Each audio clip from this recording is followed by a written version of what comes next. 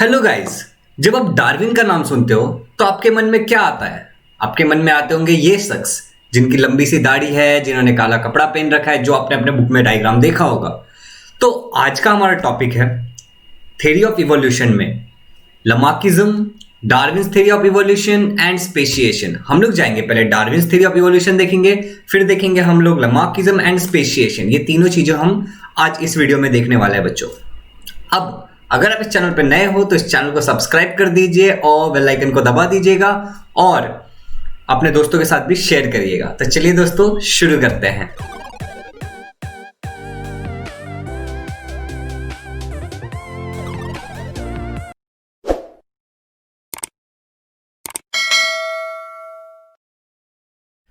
तो एक बार की बात है, डार्विन एक वॉयज पे गए थे और डार्विन की उम्र उस समय 22 ईयर थी। कितनी थी डार्विन की ईयर उस समय? 22 ईयर के डार्विन 1831 में एक बार एक वॉयज पे गए थे। वॉयज मतलब एक समुद्र के यात्रा पे गए थे और उस यात्रा पे उन्होंने काफी साल गुजारा एंड फाइनली वो पहुंचे एक आइलैंड के पास, जहां पे उन्होंने काफी सारे स्पीसीज को पढ़ा, काफी सारे प्लांट्स एंड स्पीसीज को उन्होंने स्टडी किया। वहां पे बहुत सारे प्लांट्स एंड स्पीसीज को उन्होंने स्टडी किया और उन्होंने फिर एक theory the, the theory of natural selection. उन्होंने क्या दिया? The theory of natural selection, जो कि उनके एक बुक में आया था और उस बुक का नाम था द ओरिजिन ऑफ स्पीसीज। तो यहां तक तो सब क्लियर है। ये था कुछ पास्ट का हिस्सा। तो अब देखते हैं तो थ्योरी ऑफ नेचुरल सिलेक्शन है क्या। ओके गाइज, तो चलिए। तो थ्योरी ऑफ नेचुरल सिलेक्शन में सबसे पहली बात जो डार्विन ने कही थी, आपको ये फोटोज देख के क्या समझ में आ रहा है? कि यहाँ पे एक जानवर है और उसके बच्चे हैं, मगर खाली बच्चे नहीं है, बहुत सारे बच्चे हैं। राइट, आप कोई भी इमेज देख लो, वहां पे मैंने बहुत सारे बच्चों को दिखाया था। तो डार्विन सबसे पहले कहते हैं कि ऑल ऑर्गेनिज्म, जितने भी ऑर्गेनिज्म है, दे रिप्रोड्यूस पॉरिफिकली। दैट मीन्स कि बहुत ज्यादा क्वांटिटी में वो रिप्रोड्यूस करते हैं। सारे के सारे ऑर्गेनिज्म बहुत ही ज्यादा क्वांटिटी में रिप्रोड्यूस करेंगे। इससे क्या होता है? ये क्यों? क्योंकि अपने वंश को उनको आगे बढ़ाना है। राइट, अब अगला पॉइंट जो डार्विन कहते हैं वो है, यहां पे आपको इस इमेजेस को देख करके क्या समझ में आ रहा है? ये सारे इमेजेस फाइटिंग हो रही है। क्या हो रही है? फाइटिंग हो रही है। किस चीज के लिए फाइटिंग हो रही है? चलो देखेंगे किस चीज के लिए फाइटिंग हो रही है। बट ऑल द ऑर्गेनिजम्स, जितने भी ऑर्गेनिज्म है, कंपीट विथ ईच अदर, एक दूसरे से कंपीट करते हैं इन लाइफ थ्रेटनिंग मैनर। मतलब जिंदगी और मौत का सवाल है, इस तरीके से लड़ते हैं वो लोग। तो इन लाइफ थ्रेटनिंग मैनर सारे ऑर्गेनिज्म एक दूसरे के साथ कंपीट करते हैं। ये जो कंपटीशन होता है, ये होता है फॉर फूड, फॉर शेल्टर, खाने के लिए, रहने की जगह के लिए। एक दूसरे से लड़ते कि ये अपना इलाका है, ठीक है, अपना इलाका है, यहाँ पे मैं ही रहूंगा, और दूसरे को भगा देते हैं लड़के, ठीक है। और मेटिंग के लिए, मेटिंग मतलब अपने रिप्रोडक्शन के लिए, ठीक है। तो यहाँ पे ऑर्गेनिज्म लाइफ थ्रेटनिंग मैनर में तीन चीजों के लिए कंपीट कर सकते हैं, mainly food, shelter and mating. और इस कंपटीशन में जो जीतता है वो सबसे फिट होगा, वही जीत पाएगा, बाकी तो नहीं जीत पाएंगे। तो इस कंपटीशन में सर्वाइवल ऑफ द फिटेस्ट होता है। क्या होता है इस कंपटीशन में? Survival of the fittest. तो जो फिट है वो सर्वाइव करेगा। अब जो फिट नहीं है वो, उसका क्या होगा? तो चलिए आगे देखते हैं। अब इमेजिन करो कि एक रेगिस्तान है, ठीक है। थ्योरी ऑफ नेचुरल सिलेक्शन को हम समझते हैं। ये एक रेगिस्तान है, इसमें कुछ ब्राउन चूहे हैं जो कि रेगिस्तान के कलर से मैच होते हैं, और इसमें ही कुछ व्हाइट चूहे हैं। किस कलर के चूहे हैं? कुछ व्हाइट कलर के चूहे हैं। अब यहाँ पे एक ईगल है और ये ईगल घूम रही है। क्यों? क्योंकि इस ईगल को बड़ा ही भूख लगा है। ये चूहे को ऐसा देख के जा रही कि ये, अब इस ईगल को आसानी से कौन से कलर का चूहा दिखेगा? आप बताइए मुझे, इस ईगल को आसानी से कौन से कलर का चूहा दिखेगा? बट ऑब्वियस है, इस ईगल को आसानी से व्हाइट कलर का चूहा दिख जाएगा। अब ये व्हाइट कलर का चूहा जब देखेगी तो उसके पास आएगी, ठीक है, और उसको लेकर के उड़ जाएगी, ठीक है। पास आई और उसको लेकर के उड़ गई, मतलब इसने व्हाइट चूहे को अपना शिकार बना दिया और इसको लेकर के उड़ गई। अब उसको व्हाइट चूहा खाना है, ठीक है। इसी तरीके से धीरे धीरे सारे जो व्हाइट चूहे हैं वो खत्म होने लगेंगे। क्यों? क्योंकि वो किसी का फूड बन रहे हैं। अब ये व्हाइट चूहे ही जल्दी खत्म क्यों हो रहे हैं? ब्राउन चूहे इतने कम क्यों खत्म हो रहे हैं? इसके पीछे का रीजन ये है कि व्हाइट चूहे आसानी से दिख रहे हैं। ब्राउन चूहों के पास कुछ तो ऐसा है जो उनको प्रोटेक्ट कर रहा है, और वो है उनका कलर। उनकी बॉडी के अंदर कुछ तो ऐसा है जो उनको व्हाइट चूहों के ऊपर मतलब कुछ एडवांटेज दे रहा है, जिसके कारण वो प्रोटेक्ट हो रहा है। आपको समझ में आ रहा होगा। बग्स वाले भी एग्जांपल आपने देखे ही होंगे, ठीक है। तो अब आगे चलते हैं हम। तो इस तरीके से धीरे धीरे व्हाइट चूहों का पॉपुलेशन खत्म हो जाएगा और ये ब्राउन चूहे की पॉपुलेशन बढ़ जाएगी, ठीक है गाइज। अब इससे हमें क्या समझ में आता है कि only those organism sustain which have so the modification essential for winning the competition. Competition में जीतने के लिए जिसके पास कोई मॉडिफिकेशन जो अपने शरीर में कर सकता है वही इस कंपटीशन में जीतेगा या फिर सरवाइव करेगा। अगला पॉइंट देखिए क्या है, sustaining and selected organism can perform reproduction and thereby give rise to new species with their own specific characters। तो जो भी sustaining organism होंगे वो आगे रिप्रोड्यूस करेंगे, ठीक है, और अपने वंश को आगे बढ़ाएंगे, अपने जो कैरेक्टर्स है वो भी अपने चाइल्ड के साथ पास ऑन करेंगे, राइट। ये ब्राउन चूहों का जो बच्चा होगा वो भी ब्राउन ही होगा, तो उनको भी एक एडवांटेज मिलेगा। ओके गाइज, अब यहां पे देखिए, देखो कोई भी थ्योरी जब आता है ना तो कुछ लोग उसको एक्सेप्ट करते हैं और कुछ लोगों के अंदर कीड़ा होता है, वो लोग उसको रिजेक्ट कर देते हैं, ठीक है। तो कुछ लोगों ने ऑब्जेक्शन उठाया, कुछ लोगों ने क्या किया, ऑब्जेक्शन उठाया, ठीक है।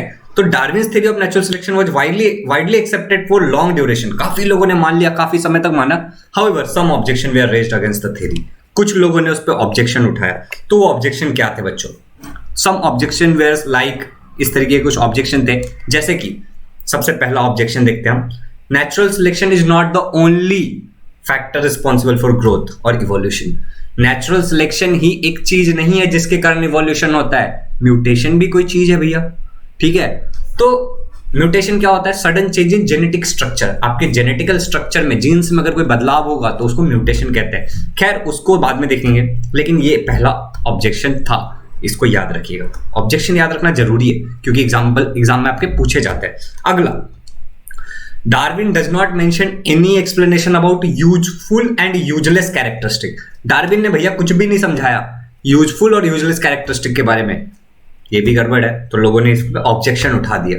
अगला देखिए क्या है, अगला है कि डार्विन ने स्लो चेंजेस के बारे में नहीं बताया था। Darwin there is no explanation about slow and abrupt changes, जो धीरे धीरे होते हैं, उन चेंजेस के बारे में डार्विन ने कुछ भी नहीं बताया था। तो डार्विन थ्योरी तो काफी इजी है, कुछ नहीं, जो हर ऑर्गेनिज्म बहुत ज्यादा क्वांटिटी में रिप्रोड्यूस करते हैं, लाइफ थ्रेटनिंग मैनर में कंपीट करते हैं for food, shelter and mating. इसमें जो सर्वाइव कर पाता है वो फिटेस्ट होता है, इसमें सर्वाइवल ऑफ द फिटेस्ट होता है, ठीक है। अब जो लोग, वही लोग सर्वाइव कर पाएंगे। सर्वाइव कौन से लोग कर पाएंगे? जो लोग अपने बॉडी में कुछ यूजफुल मॉडिफिकेशन ला सकते हैं। जो सर्वाइव करेंगे वो रिप्रोड्यूस करेंगे और अपने उस मॉडिफिकेशन को अपने चिल्ड्रन में भी पास ऑन करेंगे। अब इसके ऑब्जेक्शंस कहते हैं, पहला, डार्विन ने बताया था कि नेचुरल सिलेक्शन एक प्रोसेस है जो इवोल्यूशन के लिए रिस्पॉन्सिबल है, but natural selection is not the only process, mutation भी कोई चीज है। दूसरा, डार्विन ने यूजफुल और यूजलेस कैरेक्टरिस्टिक के बारे में कुछ भी नहीं बताया। और तीसरा जो था वो है कि डार्विन ने स्लो चेंजेस और एब्रप्ट चेंजेस के बारे में कोई भी जिक्र नहीं की थी। तो आई होप कि आपको डार्विन्स थ्योरी ऑफ इवोल्यूशन पूरी तरीके से समझ में आ गया होगा। अब अगला जो हमारा टॉपिक है वो है लमार्किज्म। सो गाइज, जैसा कि आप देख रहे हो, जीन वेबसाइट बैप्टिस्ट लमार्क, ठीक है, इनका नाम क्या है, जीन लिखते हैं लेकिन बोलते जॉन है, ठीक है। लमार्किज्म, इन्होंने जो थ्योरी दी थी उसको लमार्किज्म बोलते हैं और ये रहा उनका फोटो। तो चलिए देखते हैं कि लमार्किज्म जो थ्योरी है उसमें बात किस चीज की हो रही है और लमार्किज्म ने क्या कहा है। तो guys, morphological changes, what do I mean by morphological changes? सबसे पहले समझिए, मॉर्फोलॉजिकल चेंजेस जो बॉडी के अंदर जो ऊपर एक्सटर्नल चेंजेस आते हैं, ठीक है, उसको बोलते हैं मॉर्फोलॉजिकल चेंजेस। तो morphological changes are responsible for evolution, ऐसा कौन कह रहा है? लमार्क कह रहा है। और ये जो इवोल्यूशन हो रहा है ड्यू टू मॉर्फोलॉजिकल चेंजेस, ये मॉर्फोलॉजिकल चेंजेस क्यों आ रहे हैं? ड्यू टू एक्टिविटीज और लेजीनेस ऑफ एन ऑर्गेनिज्म। तो एक ऑर्गेनिज्म कितना एक्टिव है या फिर कितना लेजी है, इसके हिसाब से उसके बॉडी के अंदर कुछ मॉर्फोलॉजिकल चेंजेस आ रहे हैं और उन मॉर्फोलॉजिकल चेंजेस के कारण वो ऑर्गेनिज्म इवॉल्व हो रहा है। So this is called लमार्किज्म। चलिए लेकिन अच्छे से समझते हैं कि इसका असली मतलब क्या है और एक्चुअली ये क्या कहना चाहता है। He called this concept as principle of use or disuse of organ। मतलब इसी कंसेप्ट को उन्होंने क्या कहा? प्रिंसिपल ऑफ यूज और डिसयूज ऑफ ऑर्गन। मतलब किसी ऑर्गन को अगर आप यूज करोगे तो वो चेंज होते जाएगा और नहीं करोगे तो वो खत्म होते जाएगा। आगे बढ़ते हैं। अभी neck of a giraffe has become too long due to borrowing on lips of tall plant extending their neck for several generation, ऐसा एक एग्जांपल आपके टेक्स्ट बुक में लिखा है लमार्किज्म का, कि जिराफ का जो गर्दन है वो इसलिए लंबा हो गया क्योंकि जिराफ जो था वो पहले नीचे का घास खाता था, ठीक है, पेड़ के पत्ते नीचे का खाता था, बट जब धीरे धीरे यहाँ के पत्ते खत्म होने लगे उसको इच्छा हुई कि अब मैं ऊपर का पत्ता खाऊंगा, तो उसने क्या किया, गर्दन को ऐसे एक्सटेंड करना स्टार्ट किया, थोड़ा सा लंबा हुआ, फिर एक्सटेंड किया और लंबा हुआ, देख रहे हो आप। तो इस तरीके से जिराफ ने जब कोशिश की ऊपर बढ़ने की, उसको यूज करने की कोशिश की, तो उसके अंदर चेंजेस आए। तो ये वाला क्लियर है। अभी आगे बढ़ते हैं, ठीक है। ये हमारे टॉनी भाई साहब, आयरन मैन, ठीक है। तो shoulders of iron smith has become strong due to frequent hammering movements. तो जो शोल्डर है एक आयरन स्मिथ का, वो स्ट्रॉन्ग हो जाता है क्योंकि वो बार बार लोखंड से, मतलब हथौड़े से लोखंड को मारता है, तो वो अपने शोल्डर का यूज करता है, तो वो क्या हो रहा है, स्ट्रॉन्ग होते जा रहा है। अब आगे बढ़ते हैं, ये है इमू और वो है ऑस्ट्रिच। तो ये जो बर्ड्स है ये उड़ नहीं पाते, क्यों? Birds, wings of the birds like emu और ostrich has become weak due to no use. तो ये दौड़ तो बहुत स्पीड पाते हैं लेकिन ये उड़ नहीं पाते क्योंकि इन्होंने अपने पंख का इस्तेमाल नहीं किया, इसलिए इनके पंख धीरे धीरे क्या हो गए, वीक हो गए, ठीक है। ऐसा लमाक कहते थे। अब आगे बढ़ते हैं, आपको दिख रहा होगा यहाँ पे डक, स्वान, ठीक है। तो इनके पांव दिख पा रहे हो आप, इनके जो पांव होते हैं, इन पांव का यूज करके वो पानी में तैर पाते हैं। तो लमाक कैसे कहते हैं कि legs of the birds like swan and duck has become useful for swimming due to living in water. तो पानी के अंदर रहते रहते इनकी लेग्स ने अडेप्ट कर लिया पानी में रहने का। इसी तरीके से एक सांप का भी एग्जांपल है जो मैंने नहीं बताया, कि सांप के बोरोइंग एक्टिविटीज के कारण, जैसे कि सांप जो है वो बिल के अंदर रहता है तो उसको पांव की जरूरत नहीं, तो उसके लेग्स उसने लूज कर दिए होंगे। तो आई होप कि आपको लमार्किज्म के एग्जांपल समझ में आए होंगे कि जो भी चीजों को हम यूज करते जाएंगे वो इवॉल्व होगा, और जिन चीजों को हम यूज नहीं करेंगे वो धीरे धीरे डीजनरेट होगा।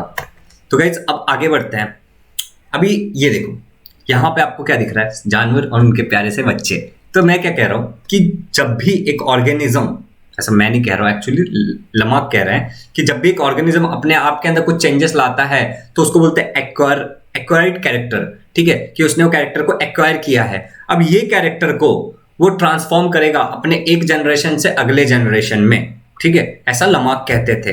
तो अब ये कितना सही है नहीं है, इनकी थ्योरी का क्या हुआ हम देखते हैं, ठीक है। This is called as theory of inheritance of acquired characters और लमार्किज्म। तो इसी थ्योरी को हम लोग लमार्किज्म कहते हैं कि अगर कुछ ऑर्गेनिज्म के अंदर मॉर्फोलॉजिकल चेंजेस आता है, उस चेंजेस क्यों आते हैं, क्योंकि वो अपने बॉडी की कितनी एक्टिविटी कर रहा है उस पार्ट से यूज कर रहा है या फिर नहीं कर रहा है, इस हिसाब से मॉर्फोलॉजिकल चेंजेस आते हैं, और ये जो चेंजेस है ये अपने आगे वाले वंश में वो ट्रांसफर करेगा, ठीक है। तो अब आगे बढ़ते हैं। Development of an organ due to specific activities और their degeneration due to no use was widely accepted. तो एक मान लो कि मेरा हाथ का मैंने बहुत इस्तेमाल किया तो वो यूजफुल हो गया, ठीक है, तो ये चलेगा, ये लोगों ने मान लिया कि अगर किसी चीज का यूज करोगे तो वो इवॉल्व होगा, वो और स्ट्रांग बनेगा, लेकिन अगर नहीं यूज करोगे तो धीरे धीरे डीजनरेट होगा, ये लोगों ने माना। But transfer of those character from generation to generation was rejected. लेकिन ये कैरेक्टर को आप एक जनरेशन से दूसरे जनरेशन में ट्रांसफर करोगे, इस चीज को क्या कर दिया गया था, रिजेक्ट कर दिया गया था, ठीक है बच्चों। मतलब समझो कि मैंने बहुत मेहनत करके बॉडी बनाया, ठीक है, अब क्या मेरा जो बच्चा पैदा होगा वो बॉडी लेके पैदा होगा? जी नहीं, बिल्कुल नहीं। तो इसी चीज को रिजेक्ट कर दिया गया था, ट्रांसफर ऑफ कैरेक्टर्स नहीं होता है। और because it has been verified many times that modification bought in us was not transfer to next generation, क्योंकि ये काफी बार वेरीफाई किया जा चुका था कि ऐसा नहीं होता है, तो इसलिए क्या हुआ, लमार्क की थ्योरी को डिसअप्रूव कर दिया गया। तो यहां तक क्लियर है। अगला जो टॉपिक है हमारा वो है स्पेशिएशन। तो देखते हैं, अब यहाँ पे आपको बहुत सारे ऑर्गेनिज्म दिख रहे होंगे, ठीक है, कि बहुत सारे ऑर्गेनिजम्स है, हर ऑर्गेनिजम्स का अपना अपना फंक्शन है, हर ऑर्गेनिज्म कैसे इवॉल्व, हमने देखा है कि इवॉल्व कैसे होते हैं, ठीक है, ऑर्गेनिज्म धीरे धीरे कैसे बना, क्या हुआ था, ये सब हमें पता है। फिर भी आगे बढ़ते हैं और कुछ अलग देखते हैं। तो ये काफी सारे जंगल में जानवर है, पेड़ पौधे हैं, और इसी चीज को स्पेशिएशन का मतलब ये जो स्पीसीज बने हैं ना, उस प्रोसेस को स्पेशिएशन कहते हैं। तो देखो मैंने डेफिनेशन लिखा है, formation of new species of plants and animals is called as speciation. जब भी एक प्लांट्स और एनिमल का एक नया स्पीसीज बनता है फ्रॉम एग्जिस्टिंग, तो उसको क्या कहते हैं, स्पेशिएशन कहते हैं उसको। बच्चों बहुत गर्मी है, उसको कहते हैं स्पेशिएशन। तो आगे बढ़ते हैं, देखो अब स्पीसीज मतलब क्या होगा, species is the group of organism that can produce fertile individual through a natural selection. मतलब क्या, स्पीसीज एक ग्रुप ऑफ ऑर्गेनिज्म है जो रिप्रोड्यूस कर सकता है, लेकिन वो रिप्रोड्यूस कैसा करेगा, फर्टाइल ऑर्गेनिज्म रिप्रोड्यूस करेगा, ठीक है, उसको हम लोग बोलते हैं स्पेशिएशन। तो देखो यहाँ पे ये कुत्ता और ये उसकी, ठीक है, और ये एक बंदा है और ये उसकी बंदी, ठीक है, मतलब ये कपल्स है और ये कुत्तों वाले कपल्स है, ठीक है। तो ये हो गए एक स्पीसीज और ये दूसरे वाले भी हो गए एक स्पीसीज, ठीक है। ये भी एक स्पीसीज है और ये भी एक स्पीसीज है, ठीक है बच्चों। ये भी एक स्पीसीज है और ये वाला भी एक स्पीसीज है, क्योंकि ये एक स्पेशल कैटेगरी के आपस में रिप्रोड्यूस करके कुछ प्रोड्यूस कर सकते हैं। तो चलो आगे देखते हैं। ये कपल्स ऑफ डॉग कपल, ठीक है बच्चों, इन्होंने रिप्रोड्यूस कराया एक छोटा सा पप्पी, प्यारा सा पप्पी, तो ये उनके जैसा ही दिखता है, ठीक है। तो ये रिप्रोड्यूस कर सकते हैं, ये कैसे फर्टाइल है। अभी देखो ये प्यारे से कपल है, ये अगर रिप्रोड्यूस करेंगे तो प्यारा सा बेबी बॉय या बेबी गर्ल रिप्रोड्यूस करेंगे लोग, तो ये भी क्या है, फर्टाइल कपल्स है, फर्टाइल ऑर्गेनिज्म है जो आगे रिप्रोड्यूस कर सकता है। तो ये एक स्पीसीज है, ठीक है बच्चों। और अब आगे बढ़ते हैं। अब ये है एक हॉर्स और इसने इसका क्रॉस ब्रीडिंग कराया गया है एक गधे के साथ, एक डोंकी के साथ। तो रिजल्टिंग जो जानवर आएगा उसको बोलते हैं म्यूल। क्या बोलते हैं उसको? म्यूल। और म्यूल सर्टाइल है। म्यूल कैसा है? सर्टाइल है, वो आगे रिप्रोड्यूस नहीं कर सकता है, ठीक है। तो ये भी एक ऑर्गेनिज्म है मगर ये आगे रिप्रोड्यूस नहीं कर सकता है। तो अब स्पेशिएशन कब होता है, कब एक नया स्पीशीज बनता है, ये सवाल बहुत इसेंशियल है और बहुत जरूरी है, हमें जानना भी चाहिए। तो देखते हैं। Genetic variation are responsible for formation of new species from earlier one. तो जेनेटिक वेरिएशन मतलब जीन्स के अंदर कुछ वेरिएशन आएगा तो उससे एक नया स्पीसीज बनेगा अर्लियर वन से। तो जैसे देख लो ये एक रेड बीटल है, इस रेड बीटल के जीन्स में कुछ बदलाव आया और ये बन गया एक ब्लू बीटल, ग्रीन बीटल बन गया, सपोज करो, ठीक है। इसके अंदर कुछ बदलाव आया। अब वो ग्रीन बीटल के भी जीन्स में अगर कुछ म्यूटेशन होगा, कुछ जेनेटिक स्ट्रक्चर में कुछ चेंजेस होंगे तो वो बन जाएगा एक ब्लू बीटल। तो इस तरीके से क्या होता है, जेनेटिक वेरिएशन एक रीजन है रिस्पॉन्सिबल रीजन है जिसके कारण क्या होता है, नए स्पीसीज फॉर्म होते हैं फ्रॉम अर्लियर वन। तो ये वाला क्लियर है। अब चलो आगे बढ़ते हैं। ज्योग्राफिकल और reproductive isolation is also leads to speciation. तो ज्योग्राफिकल आइसोलेशन या फिर रिप्रोडक्टिव आइसोलेशन ये भी एक रीजन है जिसके कारण स्पीसीज नए फॉर्म हो सकते हैं। तो देखो कैसे। अब ये एक प्यारा सा जंगल है, ये क्या है बच्चों, एक जंगल है। इस जंगल में एक तरफ रहते थे रेड बीटल्स और साथ में ब्लू बीटल्स भी रहते थे, रेड बीटल्स भी रहते थे, ब्लू बीटल्स भी रहते थे। काफी अच्छा सब चल रहा था, रेड वाले रेड के साथ रिप्रोड्यूस करते थे, ब्लू वाले ब्लू के साथ, या फिर रेड ब्लू आपस में चल रहा था इनका, ठीक है, इनका रिप्रोडक्शन वगैरह सब चल रहा था। मगर किसी कारण बस इनके बीच में ज्योग्राफिकल आइसोलेशन आ गया। अब ये दोनों एक दूसरे से नहीं मिल सकते। अब क्या हो गया, ये दोनों एक दूसरे से नहीं मिल सकते हैं। तो ऐसे ही चीज को बोलते हैं ज्योग्राफिकल आइसोलेशन। अब रिप्रोडक्टिव आइसोलेशन मतलब कि यहाँ वाला वहां जाके रिप्रोड्यूस नहीं कर सकता है। मान लो कि वहां पे भी एक रेड होता और यहाँ पे एक रेड होता, तो ये दोनों रेड आपस में रिप्रोड्यूस नहीं कर पाते, तो ये हो गया रिप्रोडक्टिव आइसोलेशन। तो आई होप कि आपको समझ में आ गया। ऐसे टाइम में भी म्यूटेशन होता है और नए स्पीसीज फॉर्म होते हैं, इसको बोलते हैं रिप्रोडक्टिव आइसोलेशन। और ज्योग्राफिकल आइसोलेशन के कारण स्पीसीज का फॉर्मेशन। तो आई होप कि आपको स्पेशिएशन, लमार्किज्म और डार्विन्स थ्योरी समझ में आ गया होगा। यहाँ पे लेक्चर हम खत्म करेंगे बच्चों। मैंने आपके लिए यहाँ पे कुछ अच्छी तरीके से ये क्वेश्चंस लिख दिए हैं जिसका आप यूज कर सकते हो। ये नोट्स का यूज करके आप मतलब अपने आंसर्स को लिख सकते हो, ठीक है, लमार्किज्म और स्पेशिएशन तक, ठीक है। मैं इसका एक पीडीएफ भी डाल दूंगा नीचे डिस्क्रिप्शन बॉक्स में और कमेंट में इसको पिन भी कर दूंगा, तो आप इसका पूरी तरीके से इस्तेमाल करिएगा।